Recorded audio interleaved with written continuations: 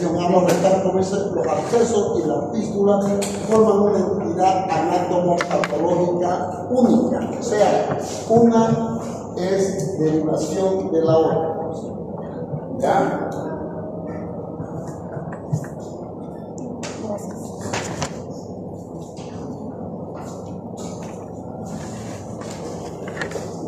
Entonces son una entidad única los abscesos y la fístula, puesto que los abscesos son la fase aguda del problema, ¿ya? Y la fístula constituyen la fase crónica. En otras palabras, después del drenaje de un absceso, vamos a estar normalmente desplacerse un trayecto difuso. Entonces, un paciente que presenta un cuchiche de un absceso perianal, normalmente hay que drenar. ¿Cómo se lo drena? Como drenar cualquier absceso, se busca el punto de fluctuación del absceso y se lo drena. Ya se puede hacer una limpieza si el paciente lo permite, si no solamente drenarlo para lograr quitar el dolor y la sensación que siente el paciente en esa parte, ¿ya?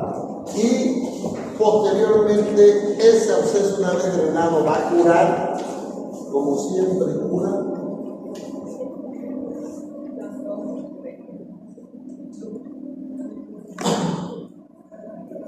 Va a curar de todas formas ese absceso, va a ir curando, pero al curar va a llegar un momento que en el sitio donde nosotros hicimos el drenaje, ese huequito se va a ir achicando, pero va a llegar un momento en que no va a cerrarse y se va a transformar en un orificio secundario, en una fístula.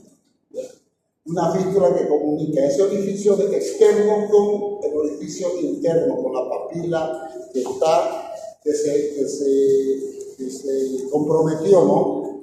La papila, o sea, la boquita de la glándula, de salida de la glándula dentro de la cripta, ¿ya?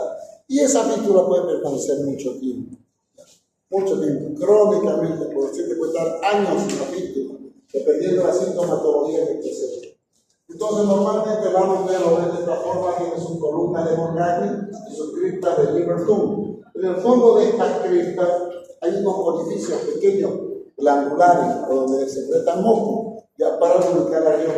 Entonces, a este nivel es donde se produce una criptitis, se inflama ese orificio, se cierra el conducto de la glándula y la glándula empieza a acumular moco y se infecta, ¿ya? Y produce el absceso perianal. ¿Okay? Entonces, debido a la penetración de gérmenes con el contenido en la heces, en el moco de una cripta, esto afecta a los conductos glandulares, que se infecta y forma una colección de pus que se traduce como un absceso anorectal. El esfínter interno es un factor que dificulta ya la colección, que la colección vaya en sentido superior, o sea, que el absceso se drene hacia arriba, ya, y no se dirige hacia afuera el absceso y puede seguir inclusive las vainas musculares, pero externamente, ¿okay? No se profundiza, o sea, no se eleva hacia la parte superior de aquí, hacia la grasa perirectal, esa zona. Y eso no se mantiene en esta zona de absceso. ¿Ya? Y entonces, dentro de la clasificación de los abscesos y fístulas, tenemos de origen criptoglandular y en específico en un 90%. La mayoría de los abscesos perianales son de origen criptoglandular por inflamación de una cripta. Puede haber algo específico que son secundarios en un 10%, y estas infecciones pueden ser por linfogranulomas, tuberculosis, actinomitosis, etc. Algunas enfermedades inflamatorias, como enfermedad de Crohn, ya colitis ulcerosa, ya cirugía, ya por trauma, pueden ser la cirugía de rodeo.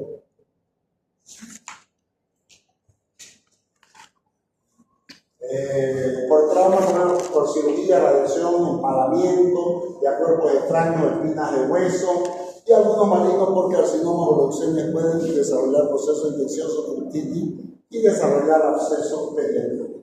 Ya, entonces pueden ser supradiafragmáticos e infradiafragmáticos. Los supradiafragmáticos son aquellos que se colocan por encima del músculo elevador del ano, perirectales y los rectos rectales. Y los infradiafragmáticos están por debajo, ya, que son los perianales. ¿Ya? Entonces, este es el músculo elevador del ano y puede haber por encima, o sea, colocarse por encima o por debajo. ¿Ya? Los más frecuentes son los perianales, los que se presentan por debajo. ¿Ya? Entonces aquí ven la localización, y esta es lo que es eso. La localización más frecuente de los abscesos, ¿ya? Este tipo de abscesos, ¿ya?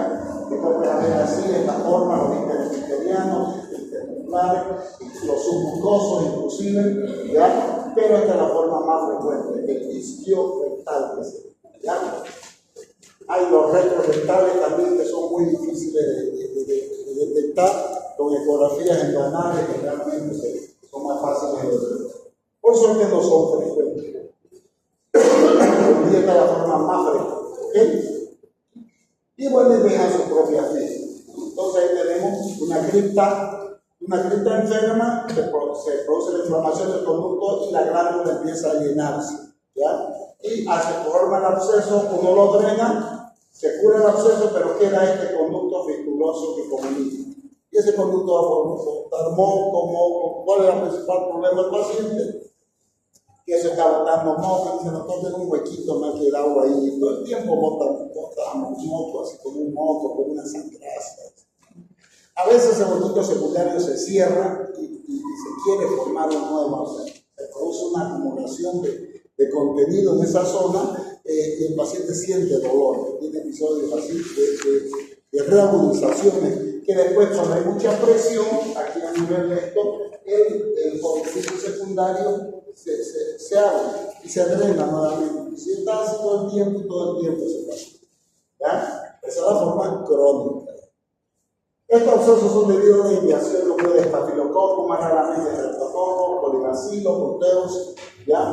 Microscópicamente un área supurada se complica por proliferación vascular, infiltrado, histocitiario, o sea, tejido de granulación y fibrosis, son que se produce después cuando se forma la fístula. ¿Cómo se eliminan los accesos anorrectales? Ya buscan drenarse a la piel perianal, porque al fin el efecto del elevador de la ano evita que suban hacia arriba, entonces se desarrollan hacia la perianal, o sea que pueden drenarse en forma espontánea, pues en la mayoría de los casos hay que drenar. ¿Ya? En este momento surge la pregunta, ¿por qué algunos abscesos dejan como secuela una fístula y otros cicatrizan completamente sin dejar trayecto fistuloso? Que es el menor porcentaje de los casos. Casi todos los abscesos perianales dejan trayecto fistuloso. Se cree que son por dos razones. ¿Ya? La epitelización del trayecto hace de que la fístula no se cierre, la fístula se epiteliza por dentro y esa fístula no va a cerrar nunca, y que el orificio interno continúe alimentando a la fístula. Esos son los dos factores que hacen que esa fístula nunca cierre. Generalmente sucede eso, ¿ya? Sucede eso. Es rara vez que el paciente haya tenido un absceso y cura y digo, no me quedó nada, doctor, me lo drenaron, el cuchillo que tenía ahí y desapareció. Es muy raro, ¿ya? Generalmente sí. ¿Cuáles son los síntomas? Como le dije, los síntomas es un malestar, ¿ya? Primero el dolor en la zona. Zona intocable, el paciente le tiene siempre una bola, está caliente y me duele, doctor. Me ha empezado a hacer un día, 2 días atrás. El paciente puede tener malestar general dependiendo ya qué tan avanzado y qué tan grande está el contenido del absceso. Fiebre, escalofrío. El paciente dice, anoche me dio fiebre y chucho, doctor. Entonces, cuando el paciente uno le pregunta, doctor, tengo un dolor en esa zona. Me ha empezado a doler, parece que hay una bola y que me hace. Se está hinchando mi nalga. Primero tiene que preguntarle, no ha tenido fiebre, no ha tenido chucho, y paciente va a decir, todo el sentido fiebre, de anoche, mejor chucho, si no es frío. Entonces no le pelamos al diagnóstico, eso es un absceso perianal en formación. ¿Ya? Una vez se presenta dificultad a veces dificultad para la admisión puede ser porque haya dolor, depende de esto, ¿ya?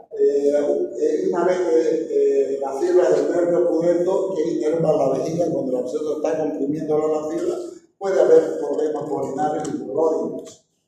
¿Ya? ¿Cómo lo hacemos el diagnóstico? El diagnóstico es la inspección, ¿ya? De la palpación. La inspección vamos a ver que hay un abultamiento en la región caliente y doloroso. Al paciente le duele. sea, todas las características de un tumor, rubor, calor y dolor. ¿Ya? La entrada de quién? ¿De quién? De células. ¿No? Eso vamos a encontrar en esa zona. Entonces la proporción es extremadamente dolorosa la zona y luego puede haber un punto de fluctuación, lo llamamos Julia, que hay pus. ¿Alguna vez han visto un absceso ustedes? ¿Ya han visto cómo tiene una zona de fluctuación? Entonces eso nos indica que a veces puede estar profundo y no encontramos la zona. Yo muchas veces para drenar abscesos perianales utilizo una jeringa ya con una aguja gruesa y funciono la zona donde está elevada, que está dura, funciono y aspiro. Cuando me empieza a salir pum, sé que está ahí y ahí es donde tengo que entrar para hacer el corte entre. ¿Ya? En los supradiafragmáticos es más difícil, ¿ya? Se quejan de dolor de nalga, que se irradia los miembros inferiores, fiebre intensa, escalofríos puede venir, entonces es más dificultoso. Por suerte no son muy frecuentes, los más frecuentes son los perianales, ¿ya? Y entonces podemos ver una zona así parecida a esto, con una zona aquí de fluctuación que uno toca y es como una piel delgadita, ya como si hubiese agua, ya como un globo, como tocamos un globo con agua, eso es parecido a eso, ¿ya? Entonces sabemos nosotros dónde vamos a ver. Si algún día se les ocurre drenar un absceso perianal, no lo duden mucho, ¿ya? Lo único que voy a hacer con un bisturí, un golpecito en tu cheque, duras un poquito porque a veces el cheque también, ¿no? Coño de puro, está tenso eso, cortan y riegan, ¿no? Y ahí van a estar ustedes más hediondos porque son terriblemente hediondos. El contenido purulento de un absceso perianal es dicha rojo vivo, hediondísimo, que una habitación de la llena como nada. Vos lo drenáis, el ambiente se llena de perfecto, ¿ya? Entonces, aquí hay otro, ¿ven? En otra posición, otro absceso perianal, ¿ya? No tiene pinta de absceso perianal. ¿Qué creen que es? ¿Ah? Una gangrena de Fournier. Pues esas son las consecuencias de los abscesos perianales dejados a su evolución, sobre todo en quienes. ¿En quiénes? En diabéticos. En diabéticos el absceso perianal es una urgencia. Es una urgencia. Puede ser que hasta una emergencia. ¿Ya? ¿Por qué? Porque el diabético hace.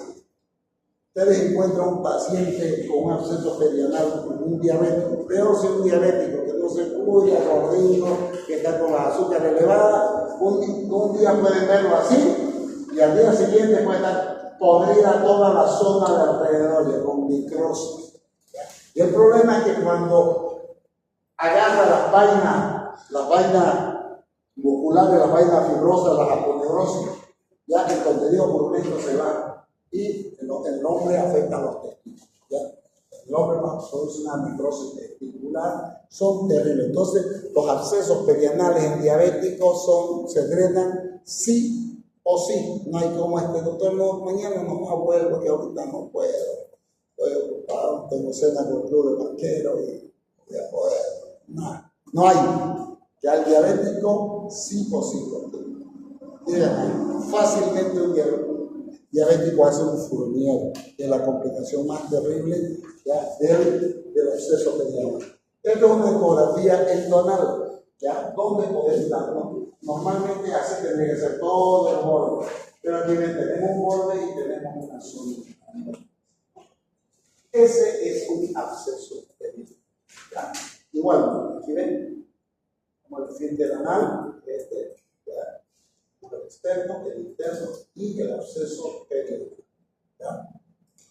Igualmente, aquí es una ecografía normal, pero aquí vemos que algo se distorsiona y vemos una conexión, ¿ya? Un absceso perianal. A veces el ombligo no es muy grande, lo vemos, ese no es muy grande, está en formación. Entonces a veces tenemos que esperar un poquito, unas 24 horas para que el absceso tome un poquito más de cuerpo para poder ordenar, porque podemos pinchar y cortar y de repente no lo encontramos porque es muy chico, ¿no? Entonces no vamos a estar cortando en baño. Ya, Entonces, los rectales, los que están detrás del recto, porque les dije, el diagnóstico se torna más complicado porque el paciente presenta por el drenaje linfático un cuadro toxémico. En estos casos se tiene que hacer un tacto, hacemos un tacto rectal y podemos sentir en la parte posterior con un aumento aumentada del volumen de la pared posterior y muy doloroso. ¿Ya? ¿Cuál es el tratamiento? Abertura y drenaje. Los abscesos, las colecciones, como hablamos, ¿se acuerdan cuando hablamos en práctica de la colangitis? Cuando tenemos la bilis estancada, haciéndose pus. ¿Cuál era el tratamiento que leí en la palabrita que me gustaba? El drenaje de la vía biliar. Aquí es el drenaje de ese absceso. Se lo abre y se lo drena.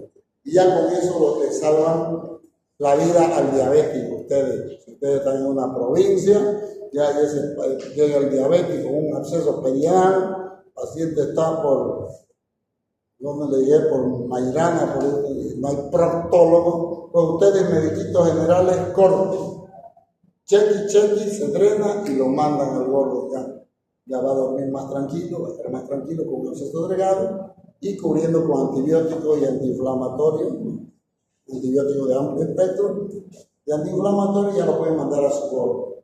Y si por ejemplo el gordo no puede venir con ese drenaje, ahora que lo van a ayudar más los antibióticos, probablemente ese absceso cure, pero como dije, va a quedar la fase crónica, que es la física. ¿Ya? Entonces, los procesos iniciales, cuando no está formada la bolsa de pus, se puede intentar tratamiento expectante que consiste en antibióticos, reposo, bolsas de agua y analgésicos. No lo van a curar, por si acaso. ¿Ya? Este tratamiento no es efectivo.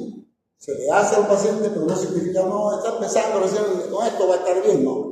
De cubrir con antibióticos de amplio espectro, se puede hacer paciente reposo, antibiótico, analgésico, antiinflamatorio, pero el proceso va a seguir, solo que va a madurar, va a estar más joven cuando llegue, va a estar más grandecito y probablemente ustedes lo ubiquen ya la zona dura del plano. ¿Ya? Cuando el absceso es perianal o isquiorectal, debemos hacer una incisión de 4 o 5 centímetros del orificio anal para facilitar el tratamiento posterior. Mientras más cerca del orificio anal ustedes hagan el drenaje, mejor. Eso es lo que dice. ¿Ya? 4 a 5 centímetros, a veces yo lo considero lejos. ¿Ya? Mientras más, pues, vieron en la fotito que les mostré, estaba el ano y en el ladito estaba el absceso. Mientras más la incisión se puede hacer una incisión en cruz, ¿no? Porque esa no se cierra. Si usted le hace una pinchadita, puede ser que se cierre y continúe el absceso. Usted tiene que asegurar que no se va a cerrar eso. ¿Ya? Pero mientras más cerca del ano esté, mejor, porque ahí se va a formar el orificio fistuloso, ¿ya? Y va a estar cerquita del ano para poder canalizarlo y tratar a la fibra. Pero si está a 10 centímetros del ano, imagínense canalizar ese trayecto fistuloso es complicado. Tiene que abrirle media nalga después al paciente para hacer tratamiento de esa fibra. ¿Ok? Entonces los abscesos ahí, de acuerdo a la forma, absceso perianal, incisión cutánea, isquioanal, incisión cutánea, y periferiano, sección del esfínter interno, dice, hay que seccionar, hay una técnica que se secciona entre el esfínter y se drena también. Submucosa, incisión de la mucosa del colon y del recto y se drena. Supraelevador, incisión cutánea, endonal, abdominal, o sea, dentro del ano se tiene que cortar y tratar de drenar. Abdominal, incisiones laterales. Por suerte los supraelevadores no son buenos.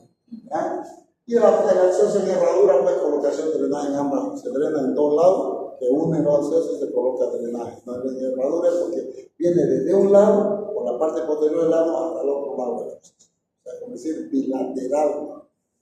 ¿Ya? Entonces los supradiafragmáticos debemos hacer una incisión posterolateral. En los casos del cirujano sube la mano izquierda a colocar el dedo en la luz rectal para evitar que la pinza perfore el recto, ¿no? Eso es cuando están muy cerca, ¿no? Cuando están muy altos los abscesos y no los sentimos acá. En una endoscopía vemos, va en una ecografía endonal, vemos que están bien altos, entonces los de un tanto están bien metiendo el bisturí para drenar, ¿no? Los submucosos se hace una dilatación con la espécula anal, ¿ya? y bueno, se ubica en la submucosa, es un corte en la mucosa y se drena, ¿ya? El paciente debe recibir una terapéutica basada en antibióticos y analgésicos. Ustedes los más frecuentes que van a poder detectar son los perianales, ¿ya? Esos son los más frecuentes los que ustedes van a poder detectar. ¿Cuáles son las complicaciones de un absceso? ¿Ya? La infección sistémica, si se afecta al absceso, es dejado a su evolución, ¿ya? Sin tratamiento, sin nada. Así te puede hacer un absceso, ¿ya? Por el absceso regional. Aparte del síndrome Fournier, ¿no? Los diabetes. Formación de fístula anal. Esa no es una complicación, esa es una consecuencia, ¿ya? Porque no vamos a tratar de complicación, podría atribuirse al médico, doctor, usted hizo mal el procedimiento, por eso me he complicado con una fístula. Siempre hay que explicarle al paciente que se va a producir una fístula. El paciente me dice, doctor, no se hizo la fístula. Y gracias. Su suerte, ¿no? Y la recurrencia de que puede haber, yo defendí a un muchacho que cada vez le drenaba accesos perianales y en vez de hacer fístula, nuevamente volvía a aparecer los abscesos perianales. Era un gordito, grandote, ¿no? Tenía mucha recurrencia. Ya entonces, la S produce una criptitis, la invasión de los tejidos perianales y la formación de absceso anorrectal. Puede tener ruptura espontánea el absceso, se drenarse solito y va a producir una fístula anal. Podemos hacer un drenaje por incisión, también va a dejar ya una fístula anal, ¿ya? Ahora, si se drena y dejamos abierto con cicatrización esa zona del absceso, una apertura grande y dejamos que se cicatrice por segunda intención, probablemente no quede una fístula anal, pero sí tenemos una herida grande ahí, ya abierta, horrible, ya que va a tardar mucho en sanar. Por eso es que no hacemos ya una apertura primaria en todo el trayecto del absceso. ¿Ya? Ahora existe una técnica que se llama lift, ¿ya? Que es muy bonita para el tratamiento de la fístula. Ahora vamos a las fístulas anorrectales, que es la consecuencia de un absceso, ¿ya? Son procesos suborrativos crónicos caracterizados por una comunicación anormal entre la porción del ano, o sea, la zona de la cripta, ¿ya?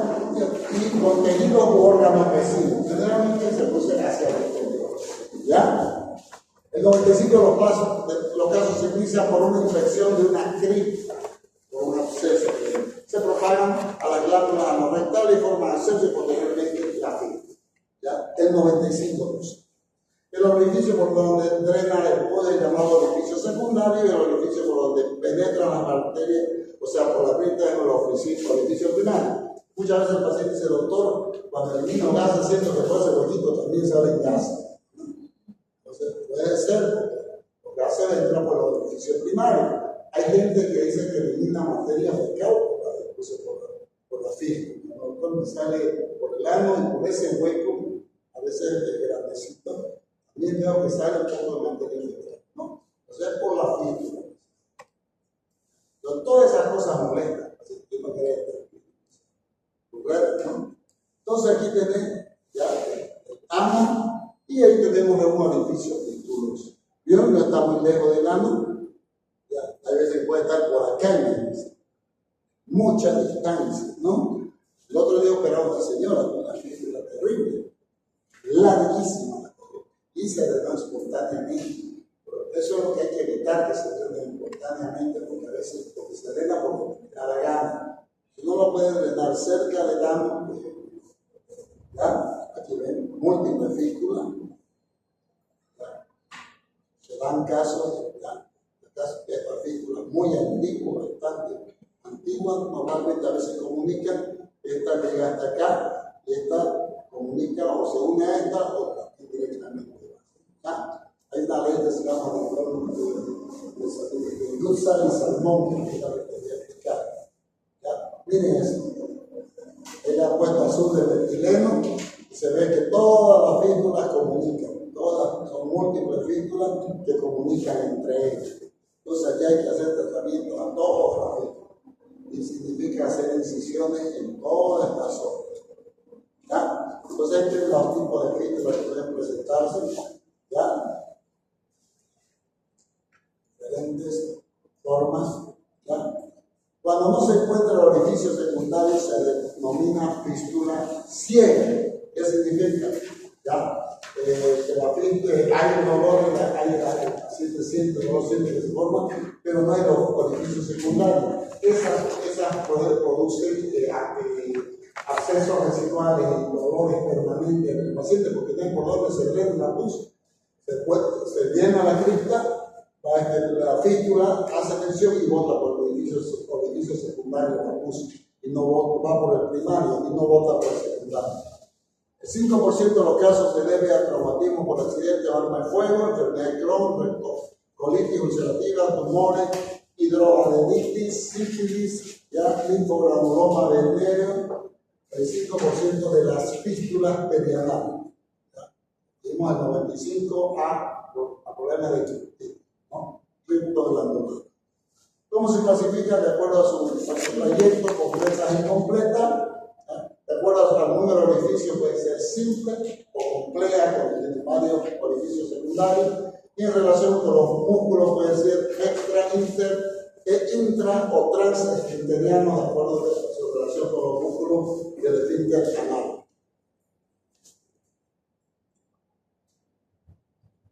El trayecto fistuloso es de aspecto fibroso y duro.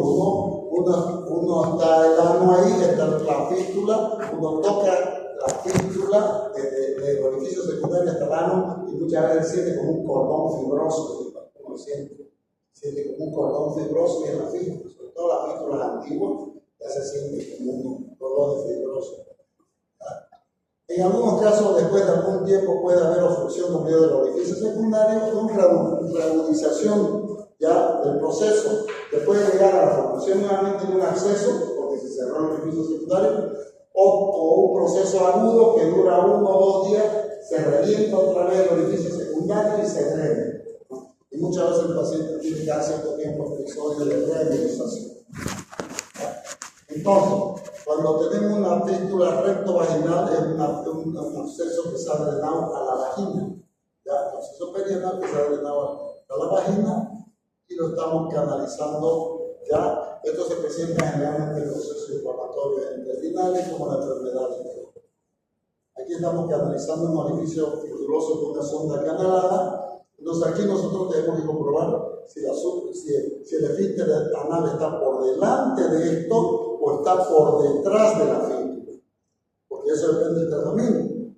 Para hacer la fistulotomía, o sea, de estrechamiento, el corte de la fístula, o para sacar toda la fístula como un cucurucho, se va a decir, como un tubito, se va a decir, la fístula, cuando sacamos todo, debemos estar seguros de que no estamos cortando el esfínter anal, porque dejaríamos a ese paciente con una incontinencia anal. Todo material retirado de la fístula debe ser enviado a patología. Todo lo que sacamos del cuerpo se tiene que enviar a patología para excluir la posibilidad de un carcinoma o otra causa. Normalmente informa una reacción inflamatoria piógena con fibrosis debido a la duración de toda la evolución del proceso, cuando es de tipo inflamatorio, como secuela de un absceso benigno. Dentro de la sintomatología, secreción putulena que drena periódicamente por un orificio secundario. En caso de orificio secundario obstruido, se constata la presencia de un absceso, ¿ya? Que en fase que se caracteriza por reagudizar. Se cierra el orificio secundario y se reagudiza. Revienta el orificio secundario, el paciente mejora. Normalmente el paciente va al consultorio y dice que siente molestia, a veces un pequeño dolor por la fístula y esa secreción que le mancha la ropa. Y sale con una pulga y le mancha la ropa, el paciente se pone papel, se pone mode, cualquier cosa para evitar que le manche la ropa, esa secreción, ¿no? Y la fiebre, si es que se reagudiza el proceso, pues se tendría fiebre. Entonces, eso es lo que le molesta al paciente. El huequito ese que bota pus, ¿no? Entonces, a la inspección, como vimos en el dibujo, pues la presencia de ese pequeño orificio, ¿ya? Secundario, puede estar desmatizado, húmedo está. En la palpación se siente la fibrosis, ¿no? La fibrosis del orificio secundario está adentro, ¿ya? Y si uno lo aprieta, va a salir un por el orificio secundario, ¿ya? En la endoscopía se puede ver la fístula que está hipertrofiada, afectada, ¿ya? Una papilitis, puede haber un prolapso, etc. ¿Cuál es el tratamiento ideal? La fistulotomía, o sea, retirar toda la fístula. ¿Qué consiste la fistulotomía? Ya la fistulectomía, a pesar de curación definitiva, tiene el inconveniente de retirar ya la mayor cantidad de masa bacteriana en las fístulas profundas, pudiendo ocasionar incontinencia. Está contraindicada el curetaje simple porque no obedece a la etiopatogenia, solo se usa como complemento de la fistulotomía. Entonces, hay diferencia entre fistulectomía y fistulotomía. La fistulotomía consiste en sacar el techo de la fístula, cortarla y destecharla, todo el trayecto fistuloso que queda abierta la fístula. Posteriormente a eso se curetea todo el trayecto ese que hemos abierto del conducto fistuloso, lo cureteamos. Estamos curetando a sacar el tejido fibroso y que quede tejido de granulación. Y eso cicatriza solito, digamos, eso cicatriza, no se lo costura, no se hace nada. Eso queda abierto, el paciente tiene que hacer su baño de asiento, etcétera, para hacerse sus lavados y curaciones en casa. Uno no lo cura. El paciente se cura solito con su baño de asiento. La fistulectomía consiste en canalizar la fístula, cortar arriba de la piel y empezar a liberar todo el trayecto fistuloso, todo el cucurucho, de tal manera que nuestra sonda canalada va a salir el cucurucho de toda la fístula. El problema es lo que dice es que sacamos mucho tejido. Ya, y si está interesfinteriana, podemos retirar demasiado tejido de la esfínter y dejar con incontinencia. Entonces, no se aconseja mucho la fistulectomía, sino esto.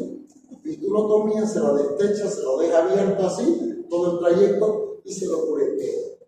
La fistulotomía pues saca todo, ¿ven? La cantidad de tejido que se retira bastante. Y si está comprometido el esfínter, podemos dañarlo. El análisis sería un problema peor que la fístula. Porque en vez de salir pus, se le va a salir la caca al paciente. Ahí está listo. El paciente dice, doctor, no contento nada. Sale. Eso es grave. ¿Qué?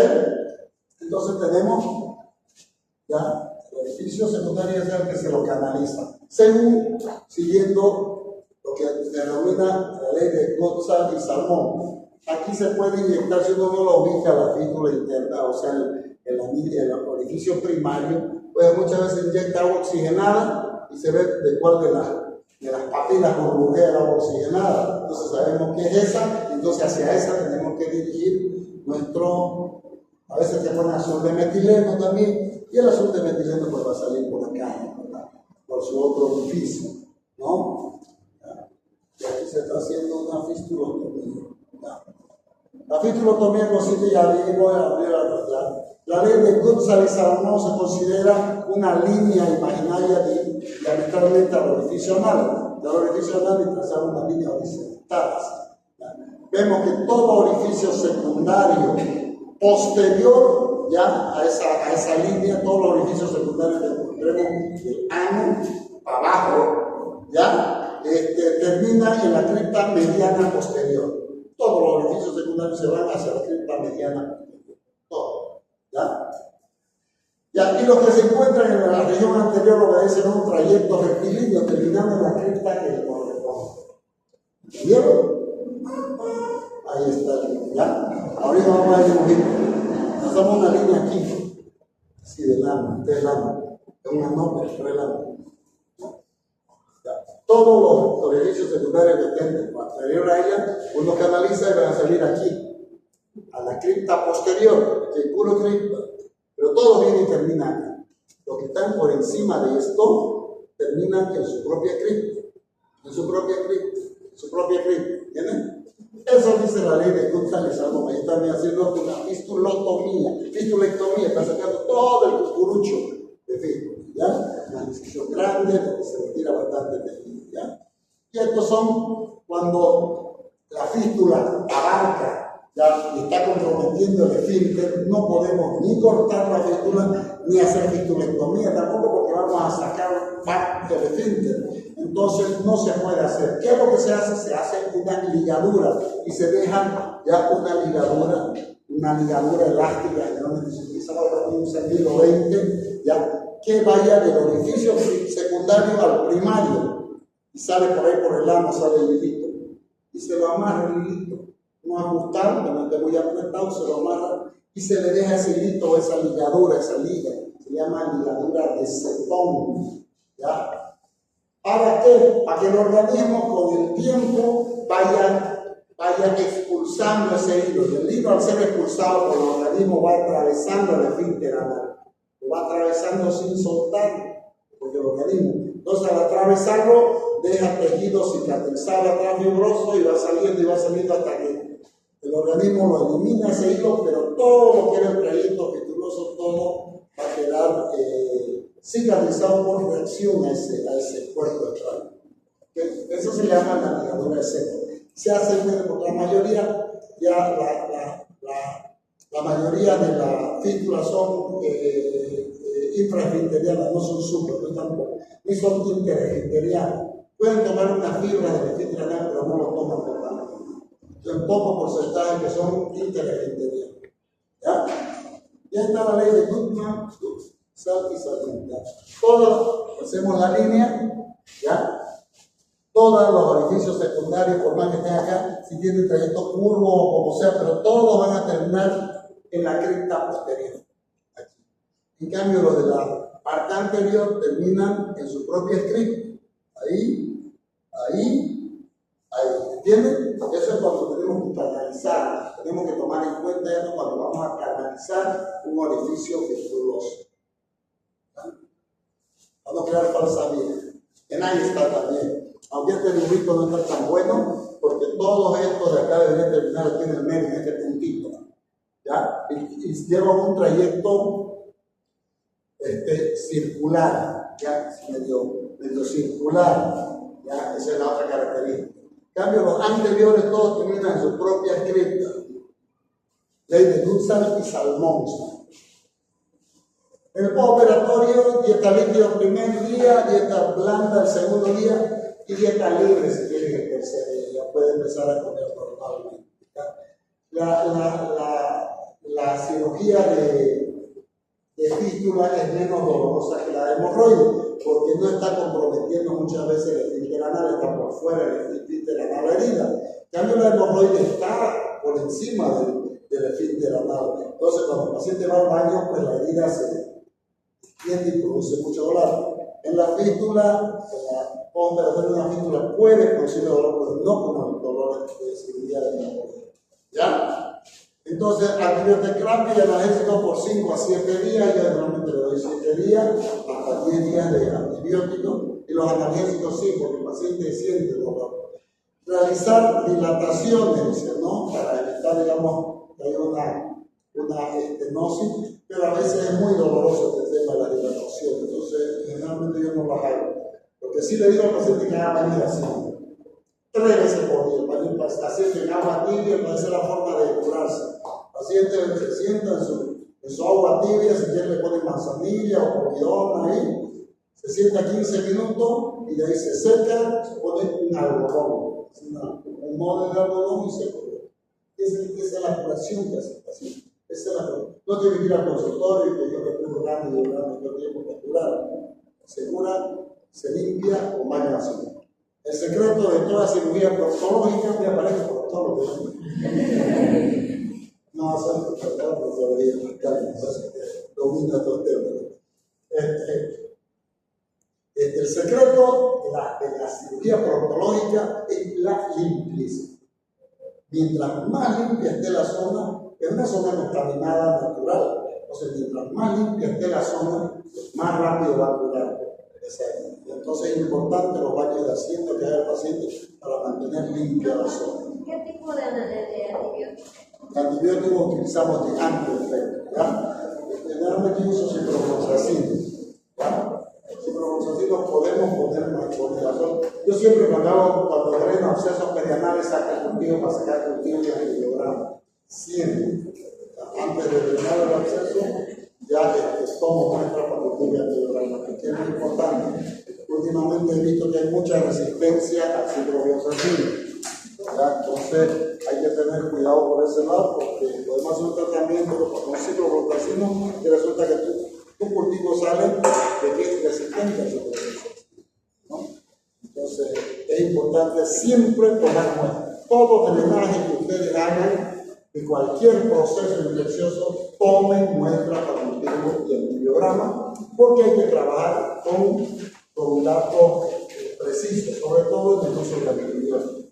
También uno empieza empíricamente con antibióticos en forma empírica, lo que uno cree que puede agarrar en la zona, pero muchas veces el cultivo y antibiograma nos dice otra cosa.